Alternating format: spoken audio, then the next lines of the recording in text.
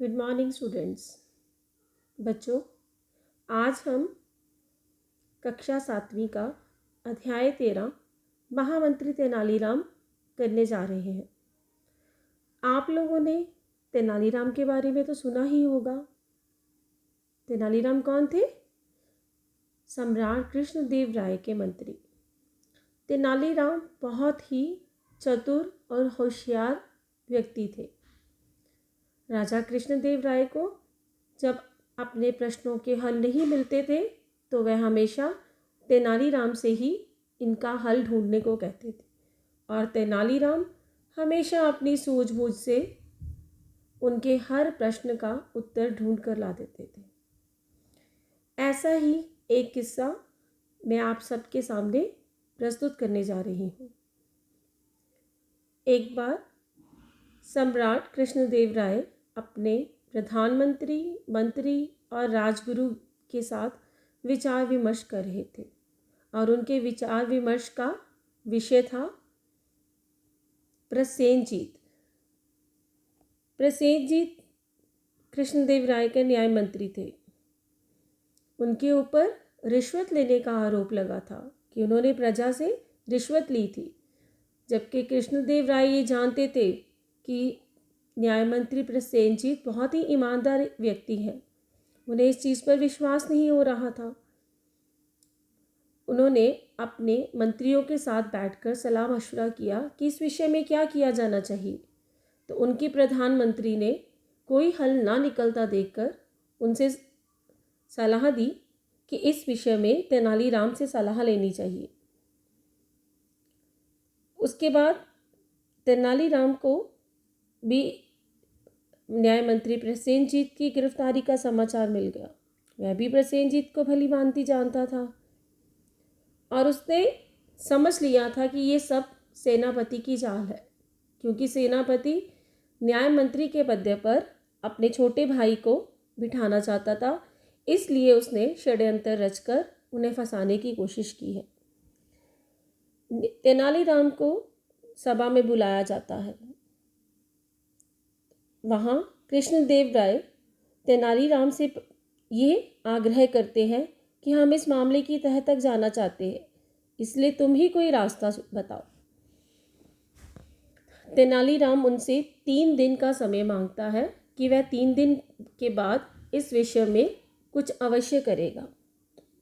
3 दिन के बाद दोबारा सभा होती है, तो कृष्णदेव राय से पूछते हैं कि क्या तुमने इस विषय में कुछ सोचा? तेनालीराम कहते हैं, हाँ जी महाराज, मेरे 3 प्रश्न हैं। इन 3 प्रश्नों से ही इस समस्या का समाधान निकल आएगा। तो सेनापति पूछता है, क्या है वे 3 प्रश्न? तेनालीराम बोलते हैं कि मेरा पहला प्रश्न ये है कि बुद्धि कहाँ निवास करती है, हृदय में, मस्तिष्क में या पूरे शरीर में? और मेरा दूसरा प्रश्न ये है कि बुद्धि क्या खाती है? सभी विचार विमर्श करने लगे, परंतु किसी के पास कोई हल ना निकला।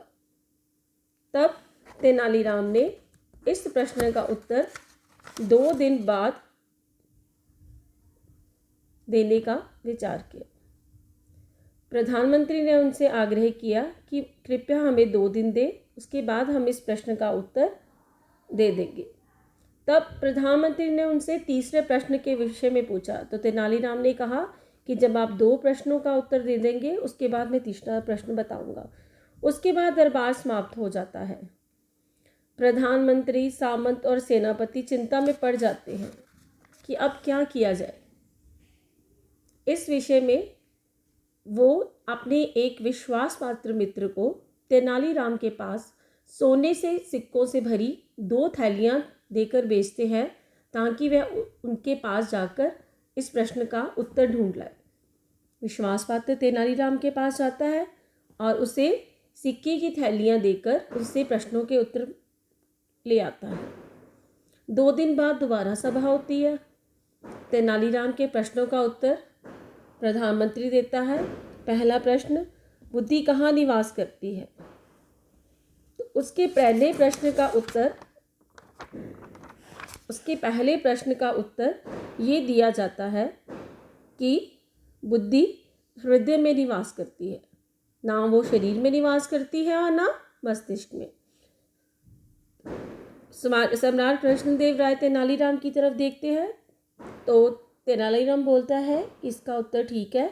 फिर वो अपना दूसरा प्रश्न का बारे में पूछता है कि बुद्धि क्या खाती है। तब प्रधानमंत्री उसका उत्तर देते हैं कि बुद्धि हमेशा चिंता खाती है। इसके बाद सम्राट कृष्णदेव राय तेनालीराम से अपना तीसरा प्रश्न पूछने के बारे में कहते हैं। तेनालीराम कहता है कि मेरा तीसरा प्रश्न ये है कि बुद्धि क्या करती है। सम्राट के कहने पर प्रधानमंत्री को ये कहा जाता है कि इस प्रश्न का उत्तर दे।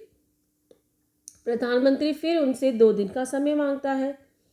उसके बाद सभा समाप्त हो जाती है। उसके बाद फिर वह अपने विश्वास पात्र मित्र को 2 सोने से सिक्के से भरी थालियां देकर तेनालीराम के पास भेजते हैं, परंतु इस बार वह उत्तर देने से मना कर देता है।